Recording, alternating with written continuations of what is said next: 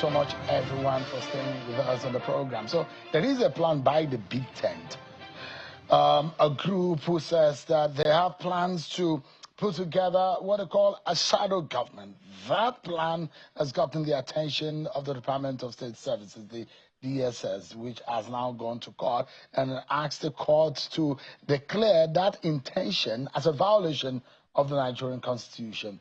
The DSS, in a suit instituted on the 13th of May, says that there is a concern that such a structure, styled as a shadow government, if left unchecked, might incite political unrest, cause intergroup tensions, and embolden other unlawful actors or separatist entities to replicate similar parallel arrangements, all of which could pose a grave threat to national security. Let's get some legal perspective to all of this. I'm being your Senior Advocate of Nigeria, Adeboro Adamson, is live for us here in Abuja. So thanks so much, Leonard, for joining us tonight. It's my pleasure. Is anything wrong in the shadow government proposition? Well, if you look at the words used there, shadow cabinet or shadow government, or if you like, parallel government. Now, you have to situate it with the provisions of the Constitution of Nigeria, 1999, particularly Section 1, subsection 2, which provides that Nigeria or any part of Nigeria shall not be governed or taken over by anybody except in accordance with the provision of the Constitution. Now, shadow cabinet, as far as the 1999 Constitution, is unknown, strange. And we practice constitutional democracy and federal system of government. Now, if you look at the concept of shadow cabinet, it's a concept that is associated with parliamentary system of government and not presidential system of government that we practice here. However, this is not the first time we're hearing this. Okay? But as of today, the River Prof, who had made a pronouncement that he has set up shadow cabinet and named specific person to man positions in the shadow government. That's where the issue is now. And mind you, like I've said, the Constitution does not allow anybody to take, to rule, or to govern part of government of Nigeria, okay, except in compliance with the provision of the Constitution. Let's look at the definition of the word shadow government. Shadow government is an opposition's effort in raising a group of people who will shadow, mirror the roles in government, who have official authority to run the affairs of state, to pose alternative ideas. And you can, like you said, it's been done for several years, and governments in the United Kingdom under Kemi Badenoch, who is the leader of the opposition in the parliament in the UK, there is a 25-man cabinet, shadow cabinet. In the definition of shadow government, there is no authority. Why is it a concern that the DSS is offended by a constitution of a group of people who don't have authority? First of all, you mentioned United Kingdom, and you said official duties. In other words, it means that it is recognized by their convention, United Kingdom. Shadow cabinet does not just come from anywhere. It is recognized by the law of United Kingdom. It's not only in United Kingdom. You have it in Canada, you have it in New Zealand, you have it in Australia. It's only in those areas. But in Nigeria, no, we don't have it. Shadow government is not an explicit law in the UK laws. It's a part of the convention. Yeah, it is a political convention. Good. Which has come to say that is how, yeah, it's a tradition, which is a way to say this is how opposition should organize themselves. They do not have any authority. Yes. They just pose alternative views to different policy areas. That's what it stands for. is a convention that will be recognized by the laws in United Kingdom. But it is not explicit establishment of the law. Do they have? Let us see. Yes. Apologies to humbly put, because you've been practicing this for a long time. As far as the Constitution is concerned, who can institute or validly push ideas that is not recognized by the Constitution if they are just a practice of organizing opposition activities? Now, you see, you remember that in Nigeria we have freedom of expression and freedom of association. Okay? But these freedoms are not absolute. You know, for every right as enshrined in the Constitution, there are limitations.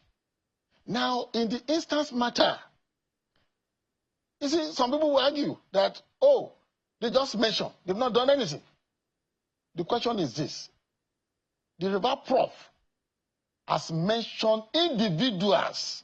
In other words, there's a formation. Now, if that is allowed, there's, you know, Nigeria, we have enough problem in our hands. There is tension in the land. Now, if you look at what happened from MASOP to IPOB to ECN, you know what are facing today. Now, if that MASOP had been nipped in the bond, ab initio, we will not be here today. Now, look at Boko Haram. Now, this action of forming a shadow government is capable of heightening the tension in the land. Now, the role of DSS. DSS, if you look at section 2, subsection 3 of National Security Agencies Act, is mandated or is authorized to ensure the internal security of Nigeria. In other words, it's a domestic intelligence agency of Nigeria. In other words, it has the obligation to ensure that there is internal security. So the concern of the DSS is keeping the peace of the country. Basically, that these political activities could lead to tension. And there are those who say, well, let the DSS go to court. Let us test. Maybe it will be an addition to the bodies of law that we have. So that next time, if anybody comes up with that idea, depending on how the court interprets the law, we might know whether or not you can come up with the concept of shadow government. And is that also a good argument, isn't it? Fantastic argument. That's where I'm going. Now, you know, ordinarily the DSS will know. They will have called for the arrest or detention of the River Prof. But they've chosen the line, a civil line, in line with the international standard. Well, it seems the DSS these days, I've seen is it that they've employed new lawyers? Because recently, yes, the DSS, I'm not even seeing more of their men carrying gun and writing DSS all over the place. I'm not seeing them being more frontal. I see them being more covert, and if they are angry, they go to court. All of that, unlike before, maybe because some of us have lived more years under the military, we see the DSS pick and dump people. It seems that I don't know if I'm the only one who noticed that there seems to be something different about the DSS. I wanted to draw your attention to the fact that you will notice silent reform in DSS. For instance, the case we are talking about, DSS is only inviting the court. My Lord, come, interpret the action of this man vis-a-vis the provision of the Constitution that says you cannot rule or take over any part of Nigeria except through or in compliance with the provision of the Constitution. Now, whatever the court decides is that. Now, apart from this, like you have rightly observed, under the current leadership of DSS, it was in the news some time ago that the court awarded a sum of money against the DSS. 10 million. 10 million. Some years back. And they added 10 million to it. This year, I don't know, but under the leadership of this. Apart from that, Sarah, you remember? Yeah. Sarah alleged that DSS invaded this office. Yeah. DSS went to court and said, okay, this is not true. Court, please. Now, a lot of other things they have done. Now, if you view this, to me, it shows that we are now putting the level of civility. Yeah, so apart from that, let us see, just because of our time, the fact that a lot of Nigerians will believe that, Oh, why is DSS worried? Because, look, let Nigerians be able to exercise their political freedom, to be able to pose an opposition. Are we seeing a situation where the voices of dissent is being threatened? Under Nigerian law, nobody can be gagged. But the issue is this. When you want to express yourself, you need to express yourself within the ambit of the law. In other words, even the DSS itself is promoting the rule of law by going to court. Now, if you want to exercise the right that has been bestowed on you, all you need to do is to pass through the normal route. Now, if the people are agitating for shadow cabinet, if they so desire, they know the route to take. So, because the thing is that we just discussed opposition rule here. It seems that there is a wearing off of the consciousness of opposition politics in Nigeria. And there is a danger in our democracy if opposition is one of the legs, strong legs of our democracy. And if that leg is K now, K in the sense that when you say that someone has a K leg, you know that leg may be bad, it may not be good for some athleticism. Now, or some sporting events. So you look at it, what exactly in the environment that we thought that people should be able to express themselves in posing an alternative ideas to government, to say, government, you are wrong in this. Government, these are better ideas, and that's the work of a shadow government. Is it in the name? Is it in the fact that the consciousness that people have, and when the DSS say they went to court to say, court declare as violation of the Constitution this idea? It's just an idea, they've not even started. First of all, I agree with you that for democracy to thrive, you need potent and strong opposition. And that is why Nigeria is unfortunate that we are going on one-way traffic. Everybody is falling in line. There is need for opposition for democracy to thrive in Nigeria. However, the issue of the voices of the opposition, we can hear the socials, the civil societies are there. Now, like I was trying to tell you, now, if the River Professor Pat Tommy wants to form this idea of a shadow cabinet, he can do so. All he needs to do is to sponsor a bill. So the National Assembly say, okay, Lord, let us recognize shadow cabinet so that it can help our democracy. If it passes through, then so be it. You cannot be forming a cabinet or parallel government or whatever name you call it, while there's a democratically elected government. It's like undermining that government that people have put in place constitutionally. So when you want to do that, the DSS has a responsibility to do the needful, and that was exactly what they have. So the concern of the DSS, from what they filed in court and for the court papers, I understand that the case has now been fixed for in the next few days. Yes. Now, is just about security, but security reasons. And you heard what former President Buhari said when he was addressing the NBA, to say the core, the need to secure the country.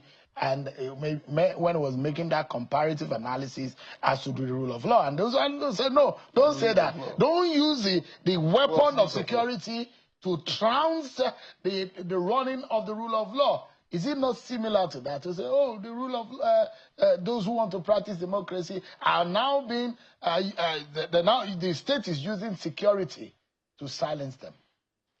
You see, the case in court, we cannot discuss the content here. You know that the subject is. But what DSS, as far as I'm concerned, has submitted to the court is the action of declaring parallel government or shadow cabinet. Only inviting the court to come and interpret it. These are the provision of the Constitution. Can they call it opposition government then? It's not opposition government. They're nobody elected. No, if it's in those words, shadow, parallel, government, alternative government. But can you call it maybe opposition group? You can legitimately criticize government. You can raise voice against the policy of the government. But the question is, do it in legitimate and lawful way. That's what I'm saying. And you submit that shadow or parallel government is illegal. I cannot say that because it's a matter before the court of law. Let the court pronounce on it. That's why it's subjected to the division of the court. And the parties, I don't know whether the prof has replied, but what I'm saying is that matter is pending in court of law, and let the court decide. All right. So once the court decides, one way or the other, we'll take it. If the court say, Prof, please have a smooth ride, so be it. But if court says no, you can't do that. But we all must be conscious of security of this country. That and the manner in which politicians we don't have to conduct the themselves. tension. Yeah. Don't have to tension. I agree that security is important, but I also agree that I also submit that we need to be careful because our nation cannot go in one direction. We need to have alternative views, and that's how we can develop as a people. Well, thank you so much, Leonard Sik, for coming. It's good to see you again. Adebolo Adams, Senior Advocate of Nigeria.